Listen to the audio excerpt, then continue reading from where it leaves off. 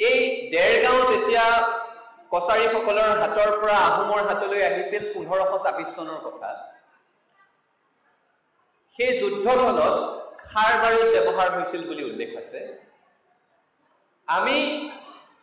আমাৰ এতিয়া যিসমূহ মানুহে শাসনত আছে, যিসমূহ আদৰ্শৰ মানুহ শাসনত আছে, তেওঁলোকে সততে য'তে ত'তে মোগল দেখা পাই থাকে। এতিয়াও মোগল খেদিবই বিচাৰি থাকে, কিন্তু তেওঁলোকে কোনোদিন আলোচনা কৰা নাই যে ভাৰতবৰ্ষৰ ইতিহাসত খাৰ বাৰুদ ব্যৱহাৰ কৰা প্ৰথম যুদ্ধ 1526 চনৰ পানিপথৰ যুদ্ধ, আৰু বাবৰক সেই কৃতিত্ব প্ৰদান কৰি অহা হৈছে।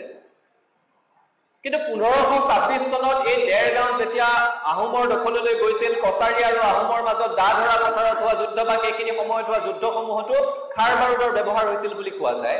আৰু তাৰো আগতে 1512 জন মানৰ পৰা 23 জন মানৰ ভিতৰত আহোমসকল আৰু চুতীয়াসকলৰ মাজত যেতিয়া সংঘৰ্ষ হৈছিলে, তাতো খাৰ বাৰুদৰ ব্যৱহাৰ হোৱাৰ কথা বিভিন্ন সময়ত ইতিহাসবিদসকলে কৈছে। জ্যেষ্ঠসকলে আমাক এই ক্ষেত্ৰত ভুল হলে শুধৰাই দিব পাৰিব।